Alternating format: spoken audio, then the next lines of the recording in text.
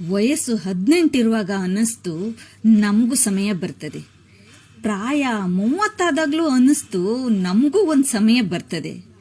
ಪ್ರಾಯ 40 ಆದಾಗ ಒಂದು ಭರವಸೆ ಇತ್ತು, ಮಕ್ಕಳು ದೊಡ್ಡವರಾಗ್ಲಿ ಆಗ ನಮ್ಮ ಸಮಯ ಬರ್ತದೆ. ವಯಸ್ಸು 50 ಆಗ್ಬಿಡ್ತು, ಮಕ್ಕಳು ದೊಡ್ಡವರಾದ್ರು, ಮಕ್ಕಳು ಮದುವೆ ಮಾಡಿ ತಮ್ಮ ಕಾಲ್ ಮೇಲೆ ನಿಂತಿದ್ದಾರೆ. ಈಗಲಾದ್ರೂ ನಾವು ಸ್ವಲ್ಪ ಸುತ್ತಾಡ್ತೀವಿ, ನಮ್ಗೆ ಇಷ್ಟವಾದದ್ನೆಲ್ಲ ತಿನ್ಬೇಕು, ಒಳ್ಳೊಳ್ಳೆ ಬಟ್ಟೆನ ಹಾಕೋತೀವಿ ಎಂದು ಭಾವಿಸಿದೆ. ಆದ್ರೆ ನಮ್ಮ ಸಮಯ ಇನ್ನೂ ಬಂದಿಲ್ಲ. ಕೂಡಿಟ್ಟ ಬಂಡವಾಳನೆಲ್ಲ ಮಕ್ಕಳ ವಿದ್ಯಾಭ್ಯಾಸ ಮತ್ತು ಮದುವೆಯಲ್ಲಿ ತೊಡಗಿಸಿಬಿಟ್ಟೆವು. ಮಕ್ಕಳು ಅವರವರ ಸಮಯ ಬರಲಿಕ್ಕೆ ಕಷ್ಟಪಡುವುದರಿಂದ ಮಕ್ಕಳಿಂದ ಏನನ್ನು ಕೇಳುವ ಧೈರ್ಯ ನಮ್ಗಿರ್ಲಿಲ್ಲ. ಆಮೇಲೆ ಒಂದಿನ ದೇವ್ರ ಮನೆಗೆ ಹೋಗುವ ಸಮಯ ಬಂದೇ ಬಿಡ್ತು. ಆದ್ರೆ ನಮ್ಮ ಸಮಯ ಬರಲೇ ಇಲ್ಲ. ಅದಕ್ಕಾಗಿಯೇ ಹೇಳೋದು, ಎಷ್ಟೇ ಕಷ್ಟ ಇದ್ರೂ ಸ್ವಲ್ಪ ಸಮಯ ತಮಗೋಸ್ಕರ ತೆಗೀರಿ, ಸ್ವಲ್ಪನಾದ್ರೂ ಅನಗತ್ಯವಾಗಿ ನಕ್ಕು ಬಿಡಿ ಅಂತ.